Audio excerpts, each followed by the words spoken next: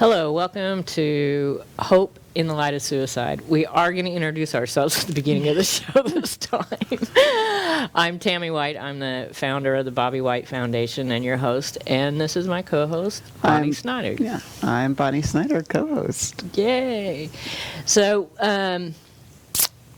we had some really awesome news. We finally have our new purple folders, our updated version. This is the first time that we've updated them since the first publication. They're a little bit more versatile so that we can send them out anywhere, and it has really great information in it. We really want to thank people who contribute to this effort. I'm gonna bring some more information on who really helped us with this financially next week.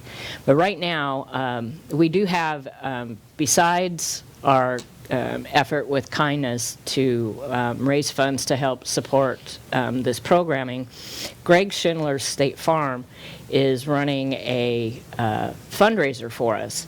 And all you have to do is call the number there on the screen, their office, and to get an insurance quote, and just mention that you're getting a quote for the Bobby White Foundation, and they'll donate money towards our organization. And their goal is, and our goal is, to raise enough money to produce 1 month's worth of programming. So they're running it all through the month of January, and we'll see how we do. They mentioned maybe we might get February, but we'll see. So we really appreciate their efforts in supporting our programming. So with that being said, we want to continue a little bit with the theme from last week. It's still the new year, and I mentioned a quote that I came across, new life, no directions. And it kind of still, it fits into the new year kind of like thing, and how are we going to navigate this, and it runs even right now deeper than just suicide loss because of COVID and what's going on with our country right now, and people are just feeling out of sorts, and there's different kinds of grief, and a lot of people are feeling it in different ways. I wanted to read this quote from one of the books that I really like, Processing Through Your Grief by Stephanie Jose. And next week I'll have some more information, easy way for you to find these books that we talk about during our programming. But this is from her, it's the first chapter, actually part 1, Understanding Grief. Grief is our reaction to loss. It's our way of healing. We need time to heal, but many of us ignore our personal needs in order to meet the demands of everyday life. We forget to take care of ourselves. Allowing your mind and body to heal after a loss is important, even critical. Just like you would not leave a broken leg, which I have a reference to that, without attention, you should not leave an emotional injury unattended. Taking time to stop and breathe, assess how the loss is affecting you, and figure out what you need to move forward will smooth this transition in your life. The breaking the leg part, this is one thing that really got me, because 3 months after the loss of my husband, it was actually July 4th, I did break my leg. Actually very bad. And ended up with a cast from my toe to my hips. And it basically, I was getting ready to go back to work. I had just went to my first networking meeting the Thursday prior to. I thought, okay, I can do this. I can go back to work. And then, voila, I broke my leg a few days later. And literally was laid up completely for almost 3 months with a cast from my toe to my hip. So, and it was kind of, to me, and actually to those closest to me, felt like it was a man upstairs saying, stop. Interesting. You need to slow down. you need to just figure this out. Although it didn't really work because 2 years later I broke my wrist. So, but anyways, so it's really important. And I was on a Zoom call yesterday with Kindus, which is an organization that we partnered with to help raise money to fund this show. And Jessie, she said, one of the main things with all of us that were on that call, which represented, various different types of organizations, one thing she said is, you always have to make sure you take care of yourself. How important self-care is. And what I find is self-care is so different. Yes, it is. For each one of us. As I'm processing through the new year and whatnot, and the different signs that seem to present themselves. Day before yesterday, I got a text message from Kira. Are you awake? Can you talk? And I was like, absolutely.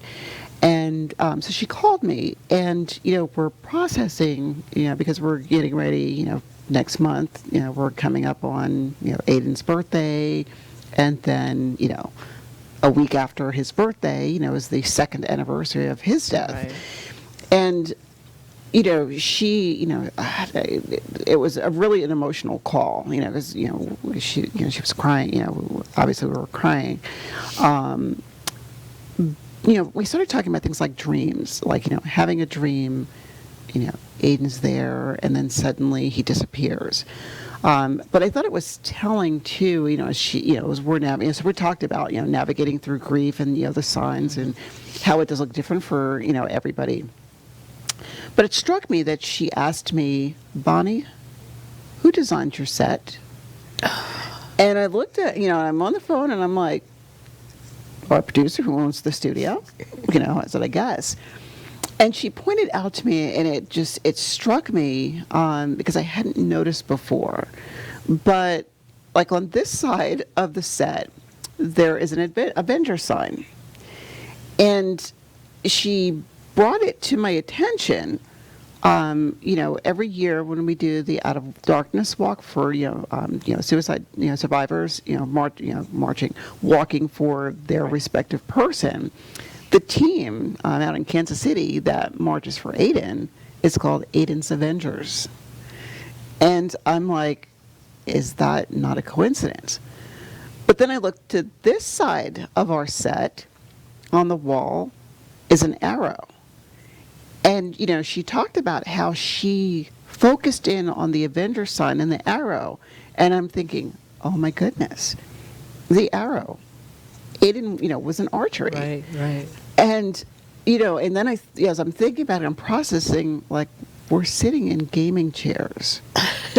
Patrick was a gamer. And, I know we don't talk to John about how the set is decorated. But we continue to process like how these little signs present themselves, sometimes in ways that we don't even realize.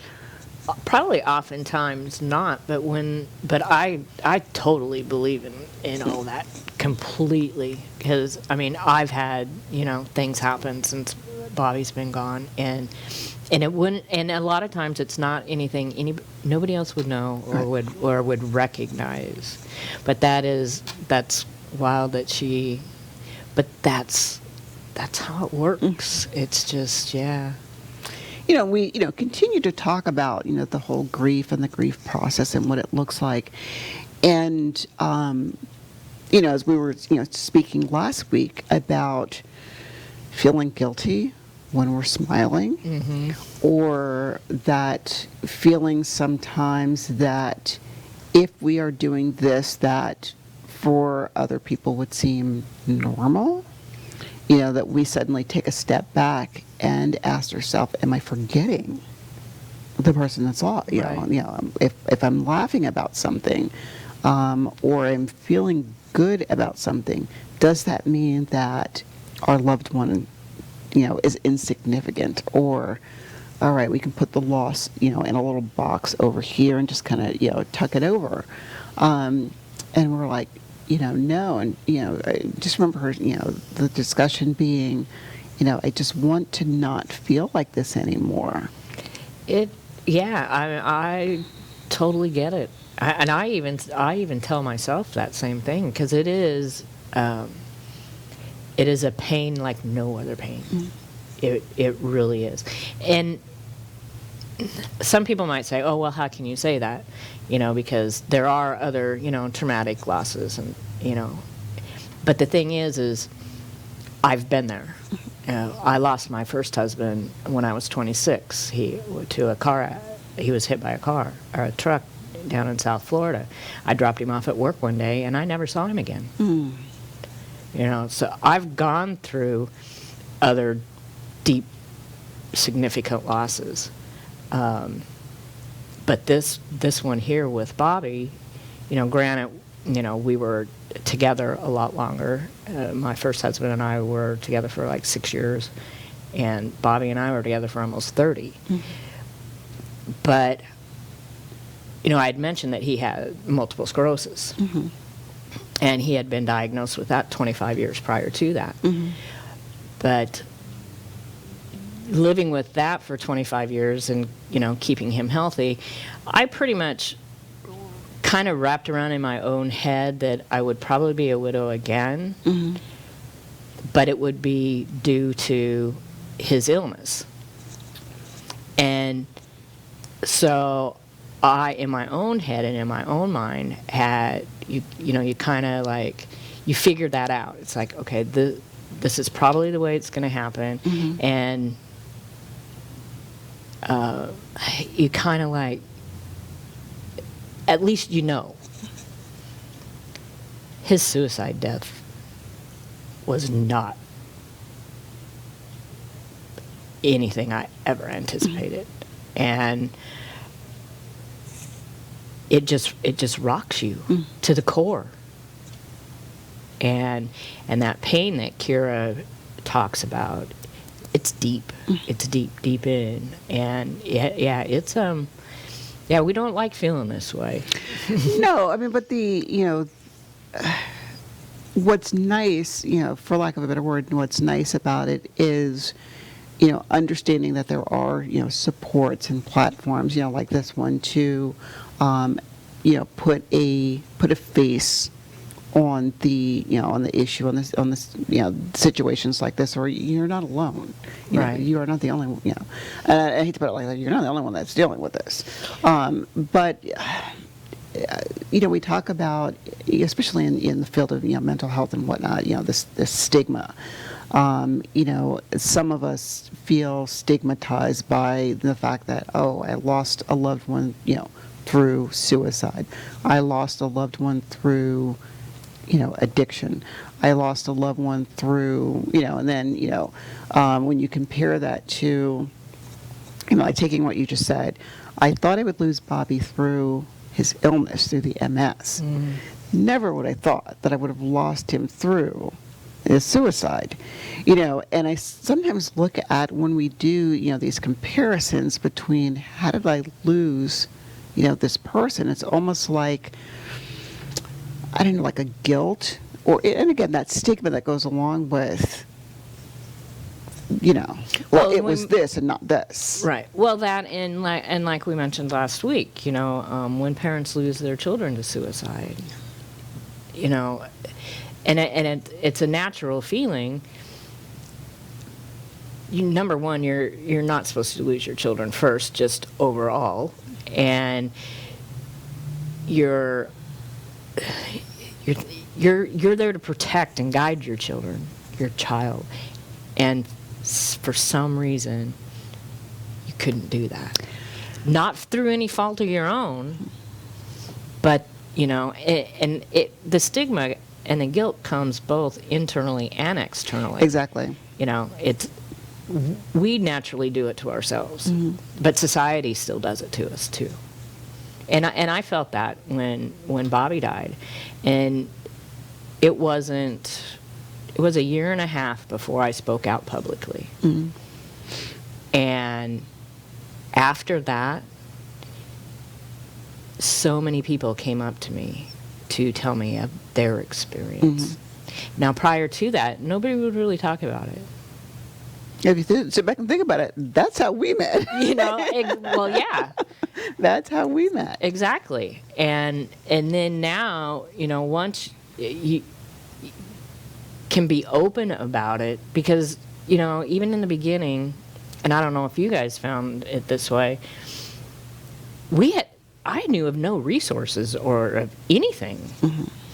We were not given any information, and your brain, it's hard to process what you're going through anyways to try and find anything. It's hard. And there are sometimes I find where the identified resources feel helpless, sometimes. Like, I want to help you, but I can't. Right. Like in my case, with Patrick, my biggest support, I mean, outside of, family and friends, mind you, but my biggest, non-family and friends support came from two places. And, these two places were not any that I really would have thought of to be support systems per se for what I was going through. The first one was victim advocate. Yeah, actually, let me back up, and I'm going to, I'm going to say my first support, was the officer, the deputy, Right. That, informed me. We found Patrick. And, again, I will forever be grateful to the supervisor, and I feel bad that I can't remember the supervisor's name at the moment. Trust me, I'm going to I'll remember and bring it up. The victim advocate? Not the victim. I'm talking about the supervisor from the from the sheriff deputy. Okay. And I promise I'm going to find his name because he deserves a shout out. But having him tell me, I'm leaving my deputy with you until victim advocate shows up. They called victim advocate. Like, my brain was still in a fog. Oh, yeah. But they were like, let us call victim advocate, get them over here to you. He's going to stay with you until they get here because I don't want you to be by yourself. And I just remember, mind you, this was all pre-COVID, so we could, Right. we didn't have the social distancing, restraints and whatnot. But I just remember, not even subconsciously, like I remember doing it, but it was like an out-of-body kind of experience, but reaching over to him and just putting my head on his shoulder and giving him a hug and saying, thank you. Like you don't have to do this. He kept saying, it's what we're here for. It's what we're here for. And I know when I think of, certain people's interactions with, law enforcement, so many times that you hear it as negative. It's just, it's not a positive one. Right. And then the officer, who told me, he's standing here and his supervisor standing behind him, the one, and, it's like, I don't remember if I punched him, I did like a pound on his chest, no. I do remember turning around and hitting my wall. But I don't, remember if I you're not telling, right. This is not, no, you're not saying this. But even him, he was like, nope, I'm going to stay here as long as you need me. And I'm thinking to myself, don't you have other crimes? You have crimes to fight. What are you going to?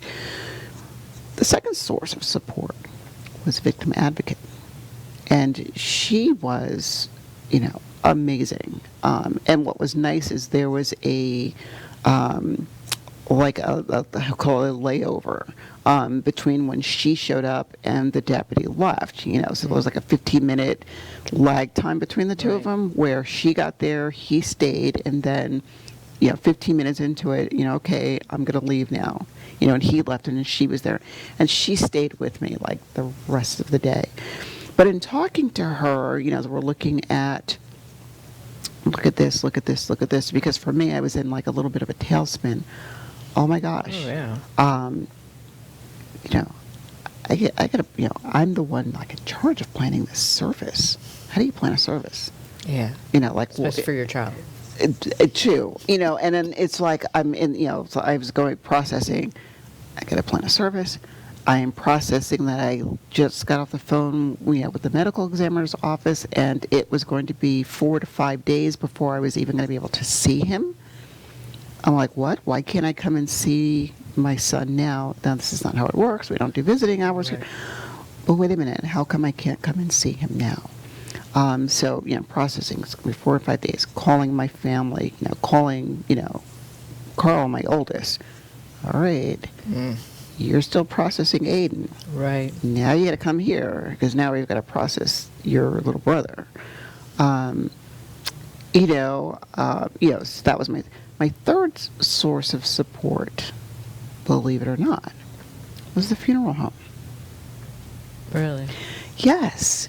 I originally, the original funeral director, that they gave me, her name was Rachel, and she was like, oh, I'm going to be on like the day I was going to come, I'm not going to be there.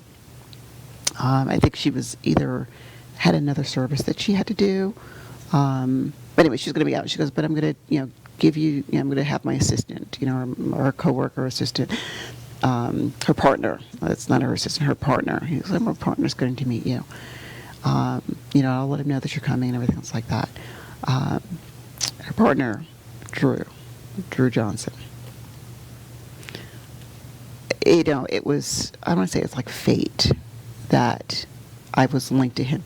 Not that Rachel would not have done a good job, but it was a godsend that it was true that I got, as he, walked me through the process of, planning the service, answered questions. For a brief moment, it was almost like I forgot that I was planning a service.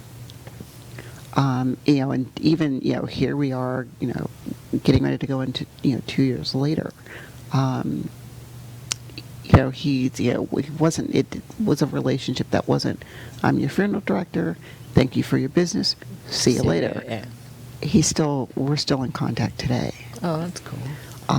And, I sing it, and I tell people, guys, you ever want, a funeral director?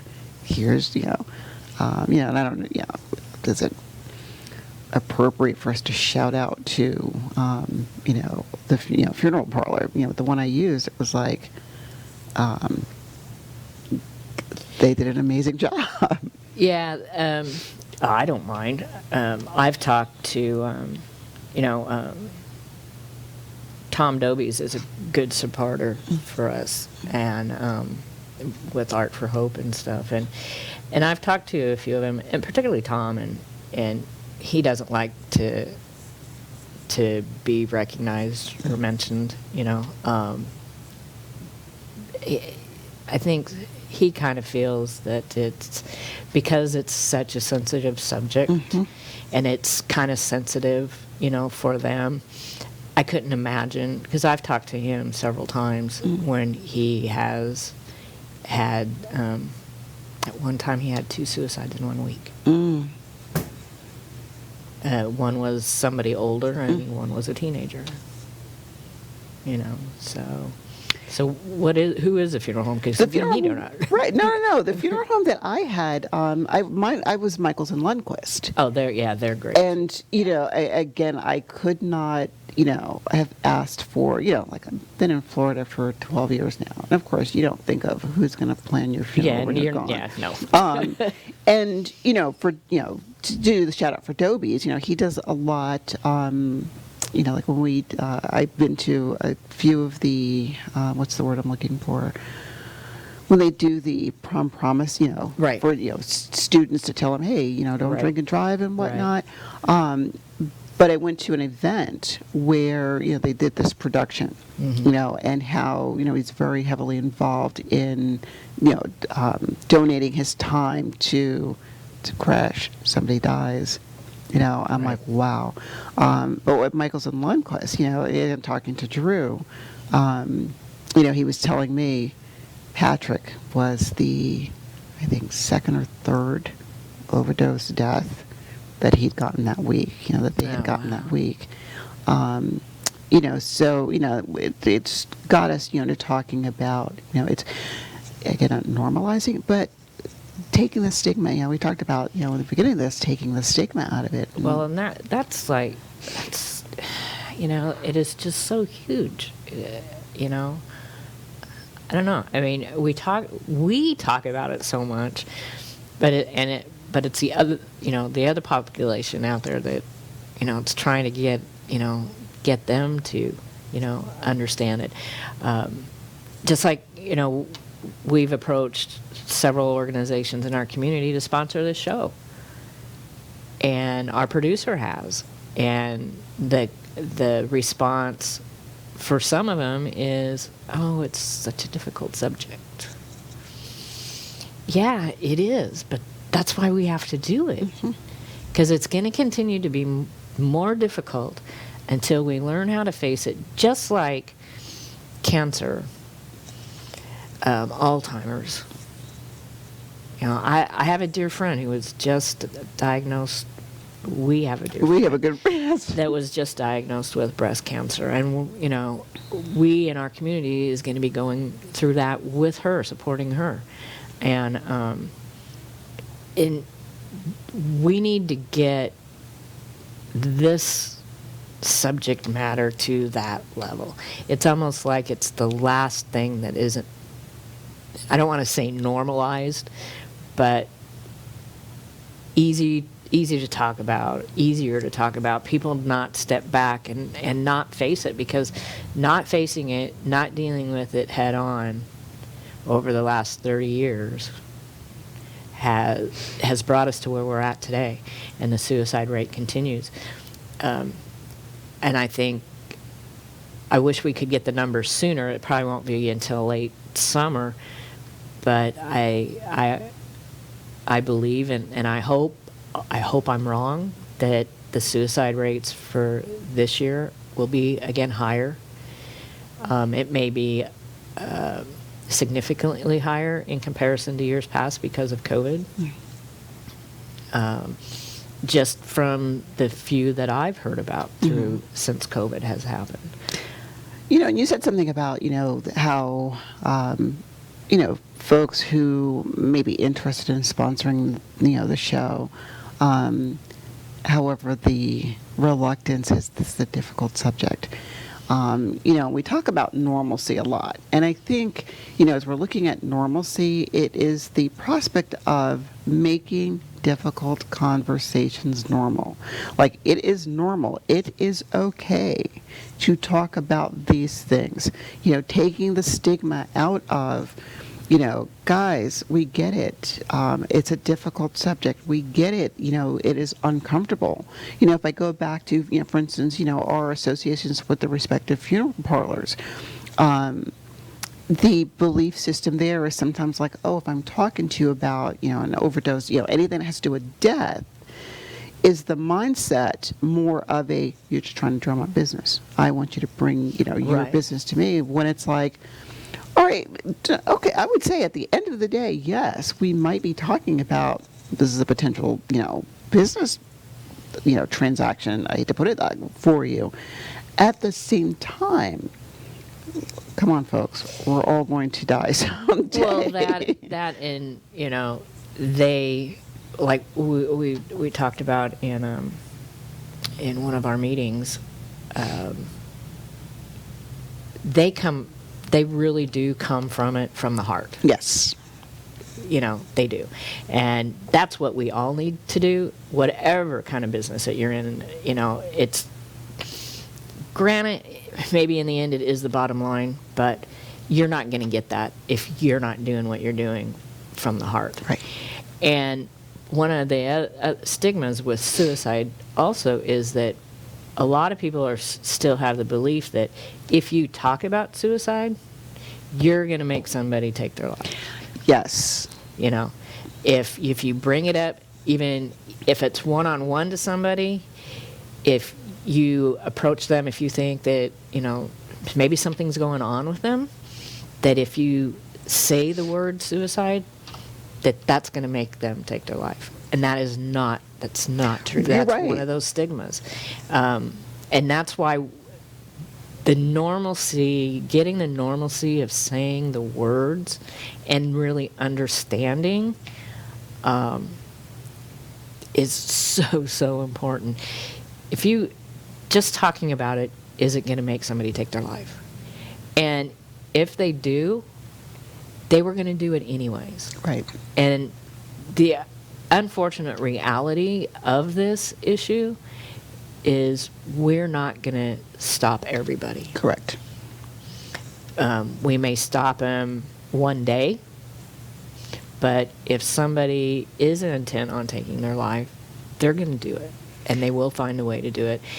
And that's, another thing that, we have to live with, and the guilt that we feel because we couldn't stop it.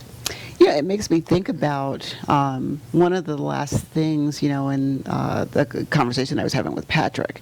And what the point that that we're making here is that in that talking to someone, whether it is about suicide, whether it is about I'm just saying a mental health issue or a crisis issue itself, does not create the action in itself.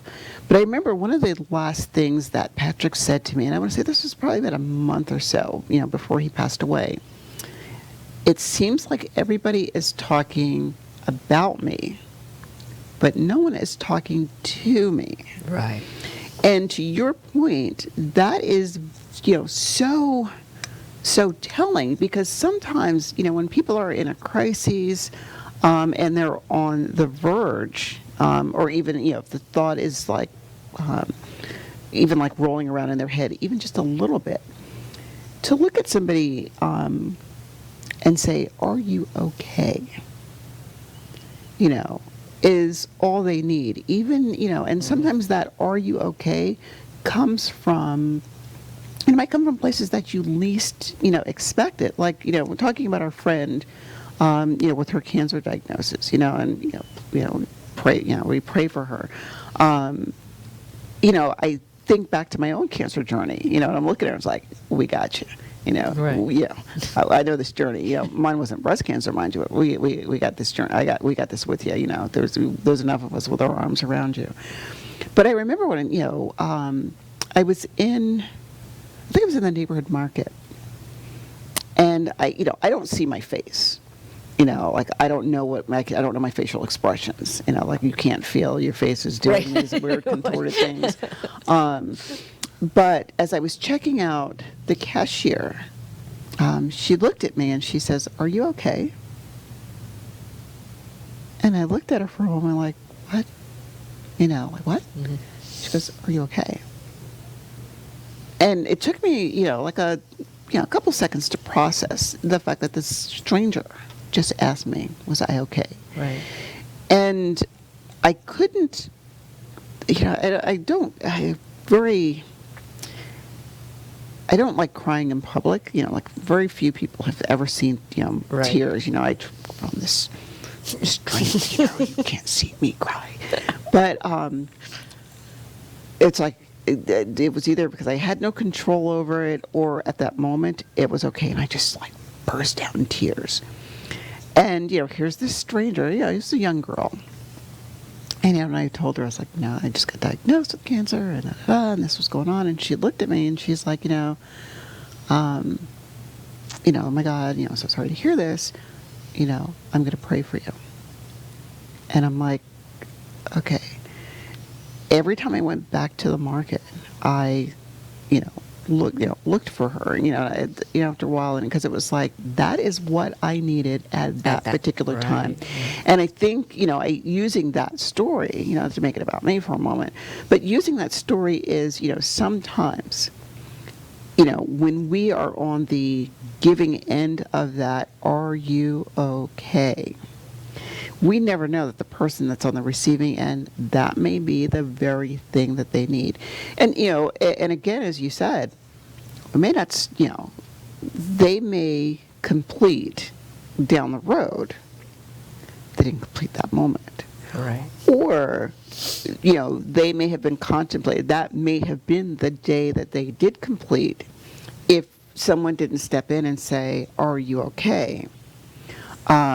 And then it's like, okay, so I can think of at least one person that cared about me enough to ask me, am I okay? And, for me, it resonates back.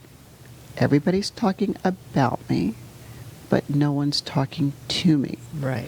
And that was the, his way of saying, and then I could use, if I use that with anybody else that might be or may not be in a crisis, talk to me.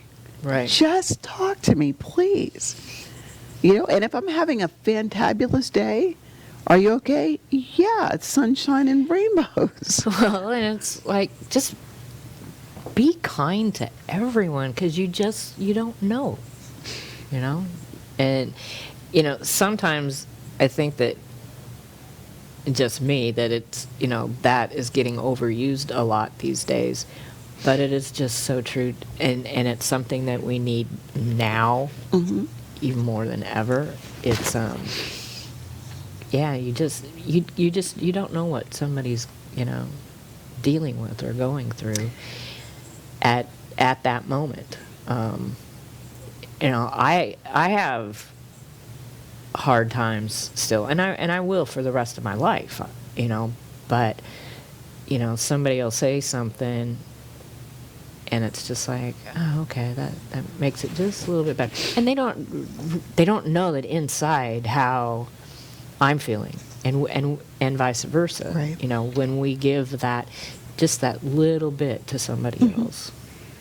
And you're right, it is, things that we, will process, forever. Like this, past weekend, I was, changing an outside light, on my home. And as I'm up on the ladder, I'm like, I was talking to my nephew, and I was like, yeah, Patrick's changed this light bulb out several times, but for some reason it keeps blowing out. But as I'm up on the ladder, I'm thinking to myself, hey, Patrick, You're finally got. That's what he was supposed to do. It was like, Patrick. Oh, I Finally, did that with Bobby. Yeah, finally supposed to be changing. doing Yeah, this. finally changing. The light. Yeah, I think Patrick would have done it. He and I tended to race each other to see who was going to do something. Around the house first. Right. But he spent a lot of time in the backyard. Yeah, but it's like, hey, Pat, finally getting the light changed. All that. But this a nice segue. When you were talking about, we never know what people are going through, and granted, our show focuses on grief and loss by suicide. I think it's also important for us to acknowledge that there were other types of grief. Oh, most definitely, especially during these times. Exactly. And another resource, a book that we have, it's called Moving Through Grief by Gretchen, I don't know how you say her last name, Kabaki. I think it's Kabaki, Dr. Gretchen Kabaki. And I love these, books that, you think about getting, for me, it's because my field is psych. It's like, oh, that looks like a good book, and I'll get it and I'll buy it. But then, when you look at, these, now we're dealing with this. Now I'm really, like, oh, I need this book, I need this book. But the book is, proven techniques for finding your way after any loss. And in it, she talks about other causes of grief. And, sometimes grief and loss is not always connected to or associated with a death. That's correct. But at the same time, There's different losses. Exactly. And I hate the word "but." I was taught in school, you lose your butt. I'm like, okay. But, here I go, but again, especially in these times of COVID, where it says other forms of grief, other forms of loss may seem less significant, but if they're experienced in a short time frame, can add up to a significant experience of grief. And, she specifically points out loss of a loved one due to alcohol and drug use, incarceration, military deployment, serious illness, or dementia. And I know, for me, the ones that were most profound for me was, the drug use. Not only because, I lost Patrick to an overdose. But when I think of my work outside of what what we're doing, working with people who are either in the throes of addiction or newly in recovery, and their connection to their loved ones has been broken because of their usage, and now they're trying to get life, I hate to say get life cleaned up, but become and stay, as they say, clean and sober, to make those reconnections. Right. The vast majority of my work experience, both when I was in the military, majority of my military career was spent in jail working. Yeah, you specify that. Yes, because I told somebody, it's like, I've been in jail for 35 years, and I got, what did you do? Oh, yeah. And I had to, I was like, oh, wait a minute, well, working. That was my job. Yeah, that was my job, yes. But again, especially if you have someone who, and sometimes the amount of time that the person is incarcerated is insignificant. It is the fact that they are not there with you. Right. Like, their physical presence is not there. Yeah, they're not gone in the physical sense that Bobby or Patrick or Aiden are gone. There's a potential you can see them, go visit, or something like that. But they're still, they're still gone. Again, for me being, deployed, how many times that I, have to send my children to, their dad, he had to take the kids for an extended period of time, or, to my family. And it's like, Well, and God bless our military families. yes, They're exactly. just what they, what they go through. Because, even with deployment, they may not come back. Exactly. Or we talked about, during these times of COVID, how many family members who, unfortunately, due to this pandemic, are in the hospital. And, because of, the necessary restrictions, can't be visited. No, they're by the only people they have contact with are their doctors and nurses.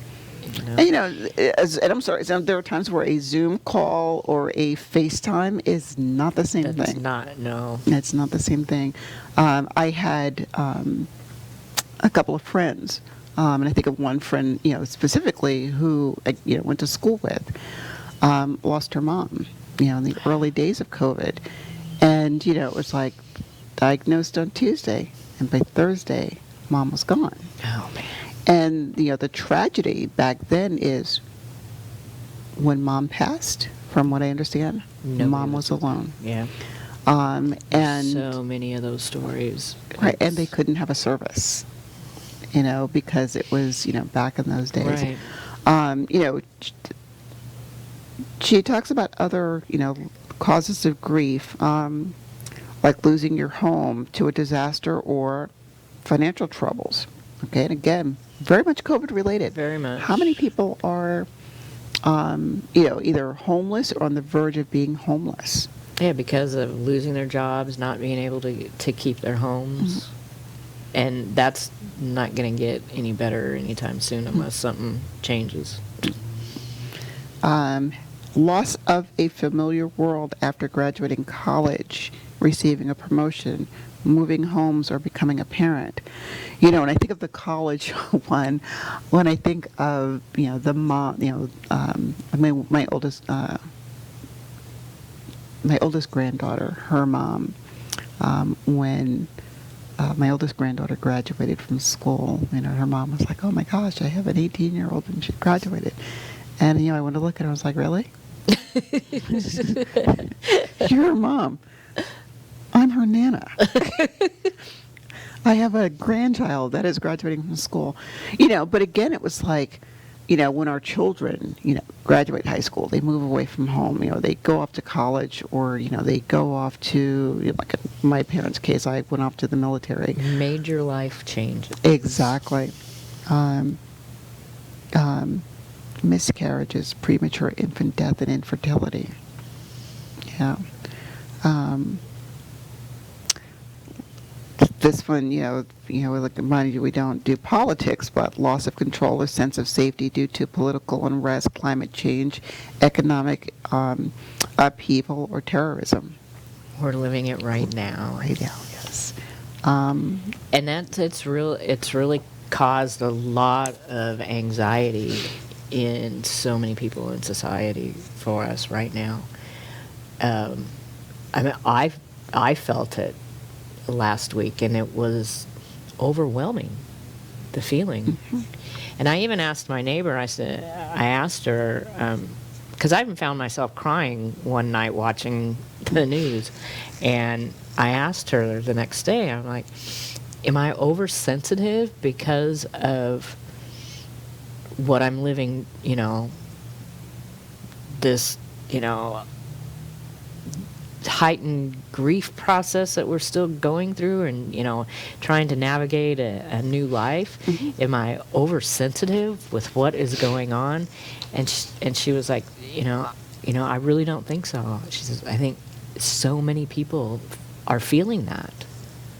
I mean, you don't have to be going through a horrific loss or, anything to have that anxiety and fear and sadness for what is happening.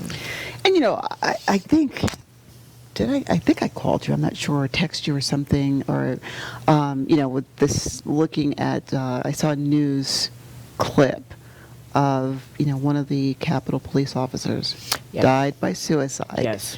Yeah, and you text me that. I'm like, I did text you? Yeah, you And did. I'm like, Yeah. because I was like, oh my gosh, Tammy, did you see this? Yeah. And it just brings to light how, especially now we had with COVID and the social unrest that we have going on. On top of everything else, how it see for some people like extremely overwhelming. It's too much for a lot of people, and really, I mean, if you look at the suicide part of it, suicide isn't the cause of one thing. A person isn't going to take their life typically for one reason. Right. It's their perfect storm. Mm-hmm. It's a combination of a lot of things, and it just boom. And the tip of the iceberg is, I've got all of this stuff going on. I have one no more thing. right. There's like that straw that broke the camel's back. I have no adequate coping skills. Either let me back off of that just a moment. Either I don't have the adequate coping skills to deal with what I'm dealing with, or the coping skills that I have, for some reason, they haven't like kick-started in my brain, or I haven't given them consideration in terms of, hey, when I was, it's like I ask people, all the time when they're, in, a spiral. I do the same thing with myself. Okay, when you were in a situation like this before, what did you do? What has worked for you in the past? And what I find what happens sometimes is, as individuals, we forget what's helped us in the past, or we're thrown in this, this tailspin, which, if we segue into the very, one of the last things that, she points out in her book, losing our identity or sense of belonging through a divorce, or when children grow up and leave home. It is this feeling that individuals get, and that my life has no meaning. I'm worthless. I'd be better off. I can't deal with this, so let me not deal with anything, or this is so too overwhelming. Let me deal with, let me just put myself and everybody else out of misery. Well, yeah, they take themselves to the point where they feel like what is happening to them is putting a burden on everybody else. Yes. And let's just take that away. I don't want to be a burden. Or And- no and- one's going to understand. Right. Yeah. Yeah. And I mentioned that last week too, because I think that's how my husband felt, especially with his MS, that I don't think was being totally honest with us about. But yeah, it's all hard, and like we said, there's so many people now that are going through anxiety and grief in different ways. Because of what's happening, we've been going through COVID for how long? It's going to be a year pretty It's going to be a soon. year, coming up on a year. And people can't see their families. People have lost so many, and their families, family members die alone. They can't have the proper services that we're used to. We can't do the comforting things that help us get through traumatic events like how we would normally do it. It's like I feel in some instances there's like a clash of things going on right now. It's, on this hand, we're doing, what we need to do, for COVID and, get this pandemic behind us. But at the same time, there are so many people that I'm having COVID burnout, and that key word right there is the whole burnout. But we'll get through this. Yeah, we will. This, there's an expression that I learned growing up that says, "This too shall pass," and it's like we get through so much, and sometimes we tell ourselves, I can't handle anything else until we do. Until we have to. Until we do. Right. Well, and with the different types of grief, I found this really interesting. I came across this guy, Dr. Alan Wolfelt. He has a Center for Loss and Life Transition out in, I'm thinking Fort Collins, I'm not sure. But I came across this book, and I have a couple of them, and it's The Wilderness of Suicide Grief, Finding Your Way. But I think that he has in here, it's the Suicide Survivors Bill of Rights. But I think that it can very easily be translated to any grief, especially, in these days. And the first one is, remember, I have the right to experience my own unique grief. I have the right to talk about my grief. I have the right to feel a multitude of emotions. I have the right to work through any feelings of guilt and relinquish responsibility. I have the right to know what can be known about what happened. I have the right to embrace the mystery. That's a big one for us. I have the right to embrace my spirituality. I have the right to treasure my memories. I have the right to hope. And I have the right to move toward my grief and heal. And that's what we're trying to do here.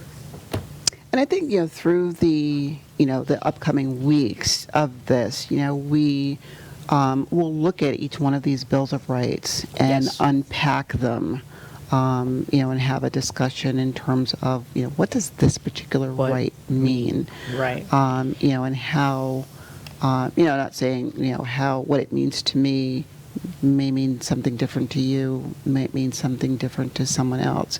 But, unpacking them in a, superficial, broad-based, I shouldn't say superficial, but in a broad-brushed, kind of way.